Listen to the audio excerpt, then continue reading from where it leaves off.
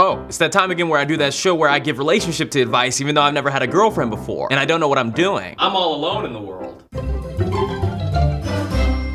We just got a letter. We just got a letter. I'm gonna read it now. I'm 19 and relatively pretty with a killer body, but guys never talk to me and I've never snagged a boyfriend. Is my personality really that bad? Thank you and nothing matters. Sadly, we live in this strange, cruel world where if you're not a good-looking person, you have to do this really weird thing called thinking. Sometimes you have to do it for yourself. You may notice that some of the smartest people on earth were never very good looking. You know why they were smart? Because they had to be. Otherwise, they would have no value to the earth. Albert Einstein was always one more rip on a sweater to looking like a homeless person. But then again, you have Neil deGrasse Tyson, who probably slayed the kitty in college, but that's because the world has this way of throwing a curveball at you. And when I say curveball, I mean a beautiful man on inside and out. Please be my daddy, Neil. So, in the email, you didn't leave a name, but because of the internet now, I can see your Google Plus and know everything about you, but I'm just gonna call you Carla. Carla, if you think that your body is killer, maybe that's the reason that boys stay away from you. My body is the opposite of killer. It's gosh darn laughable. People think my body looks like if you took a young Arnold Schwarzenegger's body and then threw it in the middle of the desert for 2 months without giving it any food. And if you think that you're relatively pretty, maybe it turns out you're too pretty. Maybe you're gonna have to get a pair of scissors and cut out your most pretty parts just to even it out. Here I've used myself as an example and made some lines to show you some potential parts you might want to get rid of.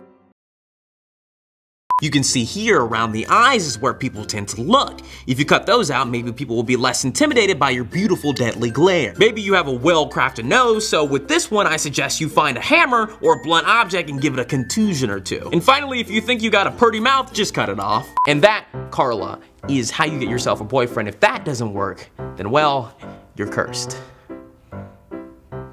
I'm William Haynes. Thank you.